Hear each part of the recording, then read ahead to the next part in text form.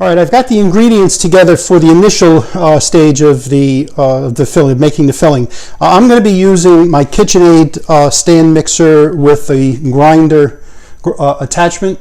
That's always the way Mary and I have done it for many years. I suppose you could use if you have a large food processor, cut it up a little smaller, feed it in a little bit of time. I think that'll work also. But this works very nicely and it mixes everything together nicely. So I have the figs, the dates, raisins, walnuts. The figs, make sure you cut off that little woody stem. That's important. You don't want that ending up in somebody's fig cookie. By the way, these figs, which typically come in a round, this is one brand, and it's about 14 ounces. That round yields 2 cups of chopped figs. I'm making a triple recipe, so I used 3 rounds. The dates I have, these are pitted, but I cut them in half to make sure that they'll go through the hopper easily, but also to make sure there's no pits left in them, because I have found that in the past. And that's another thing, you don't want to serve a guest in a cookie as a ground up date pit. And then I've got the raisins and walnuts. So I'm gonna feed first couple of batches into this. I'll probably end up only making half at a time, just because it'll get too difficult to work with the other ingredients that go in here. But I always use the sequence of the figs, the dates, the raisins, but then followed by the walnuts. And the walnuts clean the grinder out. And you always end with walnuts when you're all finished, because it just makes it easier to clean. All right, so I'm going to get started. I'm going to put the first. I do a handful of each at a time, so that they mix together in the bowl. It makes it easier afterwards, because you're going to have to dig in there with your hands and mix it up with the honey and the marmalade, which can get really sticky. But you want to have it all distributed as much as possible. So I'm going to raise this up. It's going to be a little loud. I'll just do a couple of handfuls of each, and then I'll finish it up, and we'll be back.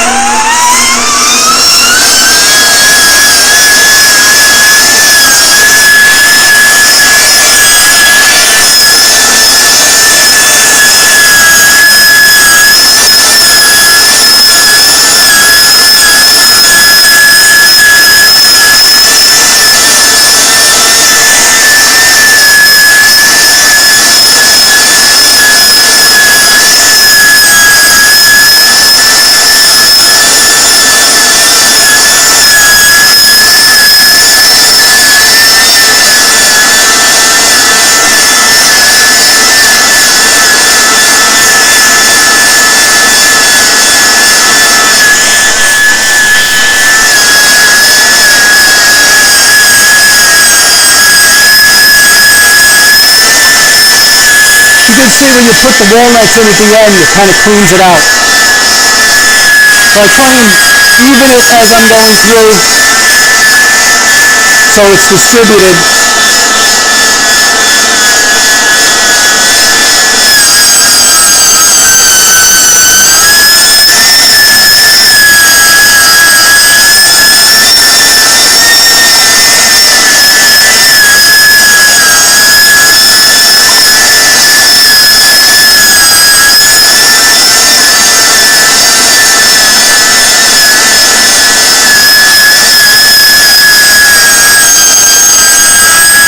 All right, I'm going to finish this, and I'll be back in a little while. Okay, the fruit has all been ground together. I've got the figs and the dates and the raisins, and now I'm going to put the honey in. The honey adds a nice degree of sweetness and mellowness that goes beyond just the fruit. So I'm trying to scrape all of this in there, so that it's completely, I don't want to leave any of the honey in the measuring cup.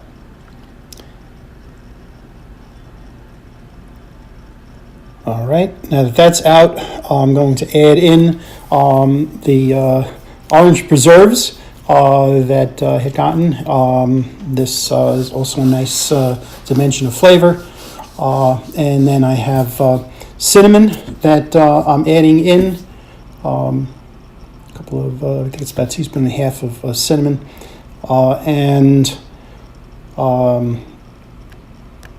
and then not every recipe has this. I put it in because it adds a little extra dimension.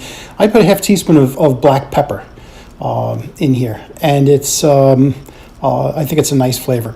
Now basically, once I scrape this off, I'm going to have to again get real intimate with this fig filling, My hands are washed. I'm going to dig right in and mush it up and combine it and as well as I can. And then we'll go on to the next step.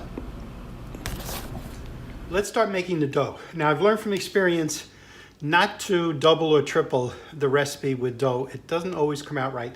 So I'm just going to do 3 single recipes for this. So I'll start with the first one. You want to sift the flour. So I'm going to take 3, let me see how many is it? 4 cups. 4 cups of flour. So because it's 4 cups, I'm going to do, I have a little sifter here. I'm going to do 2 cups. I'm going to split it in half. And I want stuff to mix properly. So I'm going to put 2 cups.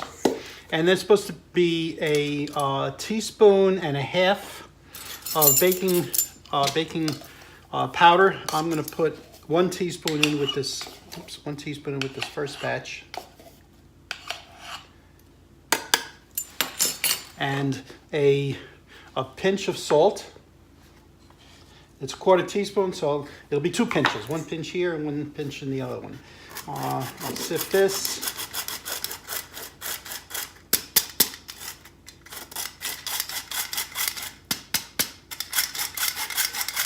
Then I'll do the other 2 cups.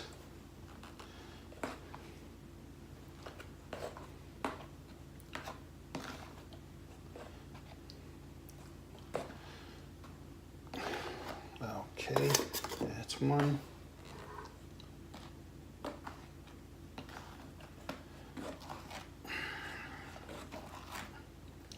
2 cups. And I have another 1/2 teaspoon of baking powder to put in, which I'll do here. And another pinch of salt. So that should be the total of a 1/4 teaspoon.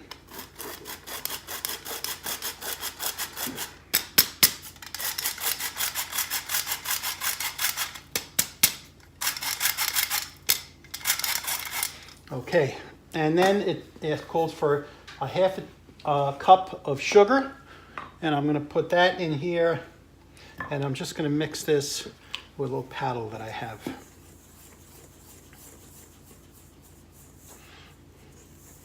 Okay, and then we'll go on and I'll show you the next step. I placed the bowl in the stand mixer with the paddle attachment. So now I'm going to add, I'm going to turn it on and up slowly. I don't want it to go all over. And I'm going to add the butter that I've cubed in about 1/2 inch cubes. Actually, it's the non-dairy spread. All right. I've taken the requisite 1/4 cup of shortening, which is palm shortening. I'm going to put that in.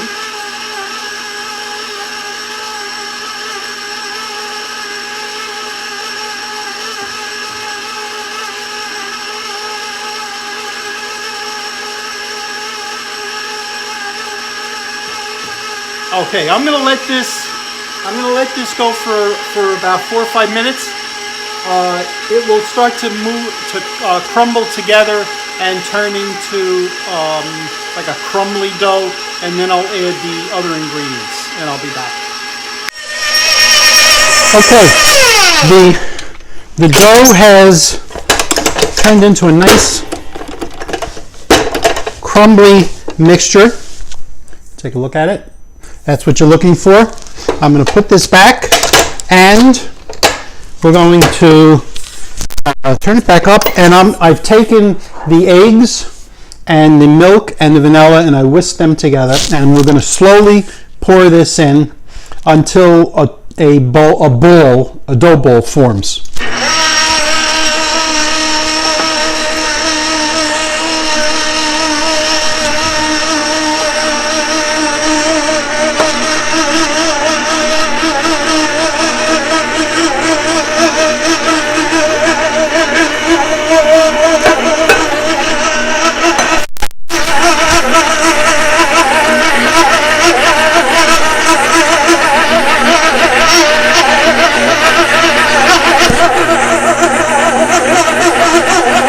Okay, now that it's incorporated, I'm going to take this out, this attachment out, and let me clean it because I don't want to lose any of the dough. And I'll save this because I've got 2 more batches of dough to do. This here, and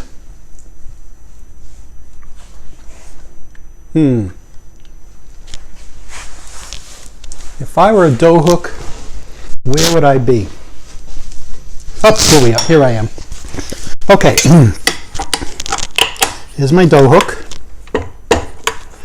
And now, if I can get this dough hook on here, there we go. I'll put this up, and I'm going to knead this. Now you could do it by hand if you want. I don't like to do that. So I'm going to knead it for about 3, 4, 5 minutes until it's nice and smooth. When that's done, I'll take it out. I'll again wrap it in plastic wrap and put it in the refrigerator. Whether you're going to use it right away or not, you should put it in the refrigerator and cool it down for, I don't know, maybe half an hour. It works. The dough is easy to work with if it's cool, if it's cold. One other thing is when you make this, the ingredients, the butter, the eggs, and the milk should be cold. Don't melt the butter ahead of time. You want the butter to be cold and hard in order for this to come together properly. Okay, this is going to knead for a few minutes, for 3, 5, 4, 5 minutes until it's nice and smooth. Right now it's still kind of lumpy. And then I'll be back. Now it's time to actually make the cookies. So I've taken the dough out. It's been sitting there for about a half an hour to chill, which helps. I've already made a tray of the cookies. That's what they look like. It's one way of making. You could do all kinds of different shapes with it. So I have the dough that's been out. I have the filling, which I kept out, so it's at room temperature. And I'm going to I took a batch. I made a batch already, so I've taken that one batch of dough and I divided it into quarters. So I'm working with 1/4 at a time, and then whatever's left over from the prior batch. So I'm just taking that stuff, I'm mixing it together, and then I'm going to put some flour. I'm just using the same flour I used in the dough, the 1-to-1. You don't need 1-to-1. You could, if you have other type of gluten-free flour that's not 1-to-1, that's fine for this. All right, so I'm going to take this and I'm going to pat it down to I got about a 4-inch wide piece. That's what you're going to end up with. And I have my rolling pin set up. I actually use the rubber bands on it, so it's fairly thin. If you're good using a rolling pin without that, that's fine. But I'm going to take it. Let me just spread some flour on the top of this so it doesn't stick. I'm going to spread it out, roll it out lengthwise.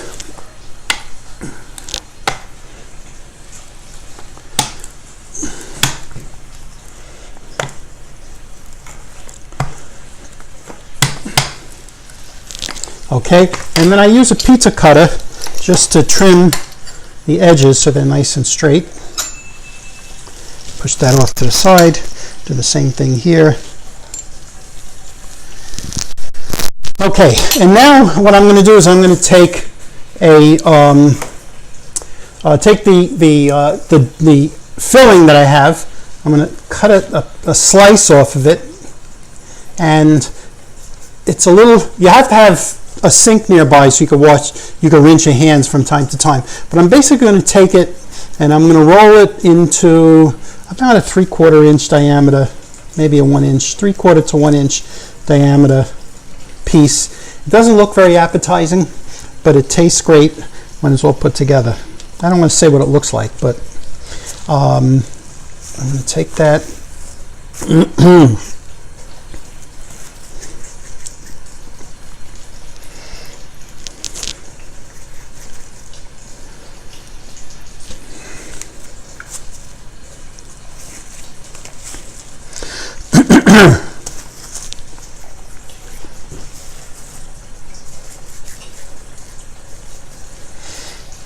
Okay, that goes right out to the other end. Perfect. Let me rinse my hands.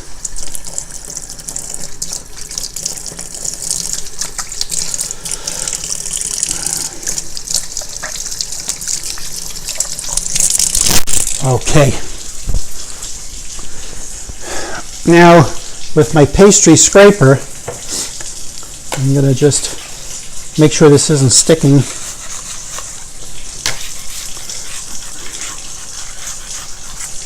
And then I'm going to use that to help me. Roll it over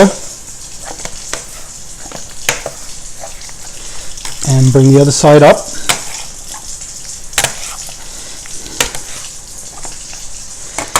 I'm going to pinch it together.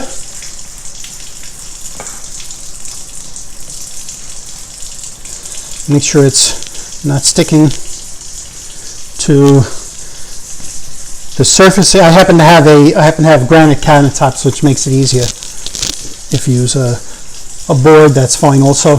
And then I'll take that same pastry scraper and I'm going to cut it on a diagonal about 1 inch apart.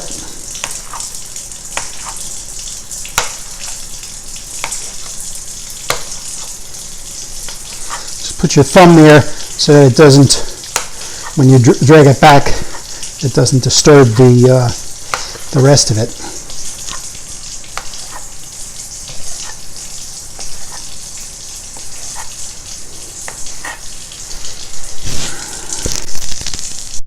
And then I take a sharp paring knife and I just put a slit on the top. Some people put 2 slits. I think 1 slit's enough, just to make sure that the dough has an opportunity when it's baking the steam to escape.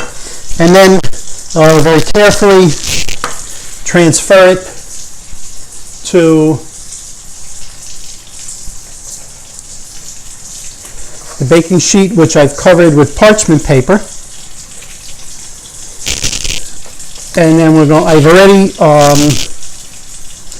preheated the oven.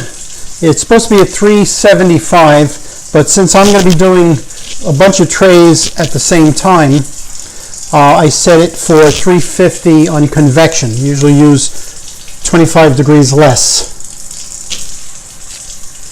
Let me just loosen these up. And when I have the 3 trays filled, I'm going to put them in the oven. They have to be in there for, let me check the recipe. They're supposed to be in there for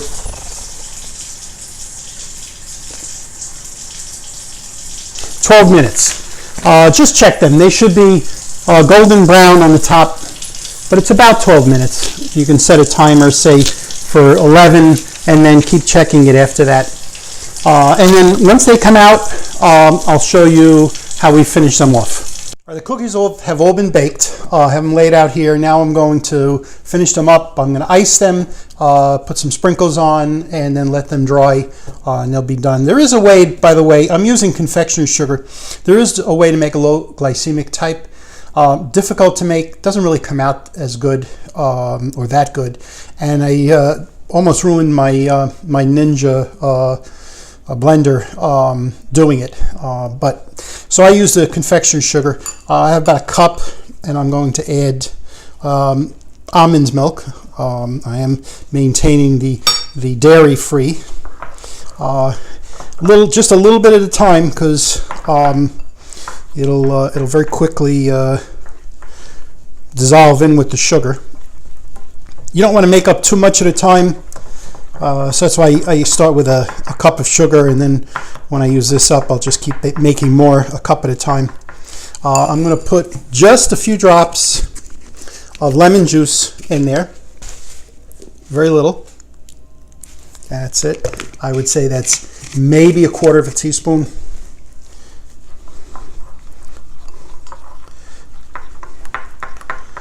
Okay, you have to practice to get the right consistency.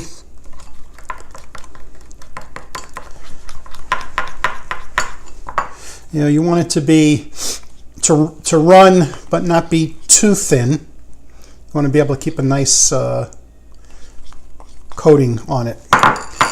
Okay, and basically, by the way, what I've done is I've laid out some parchment paper on the table, and I'm using my my cookie rack, the cooling rack, on top of that so that it can drip through.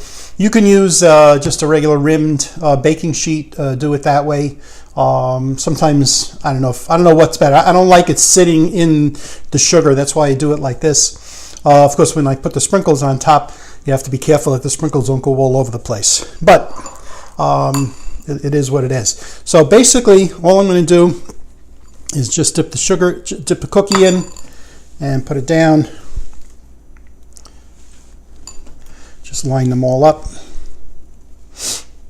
You got to make sure that there isn't a lot of flour or anything on the cookie. If there is, I would recommend you brush it off, because otherwise the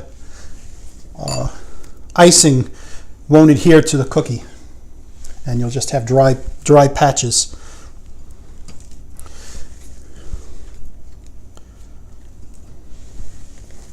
So once that's all done, I'll come back and finish them. I have my sprinkles, and I'm just going to decorate them with the sprinkles. Again, you don't want to do too much at a time, because you want the icing to be wet, so it'll grab onto the sprinkles.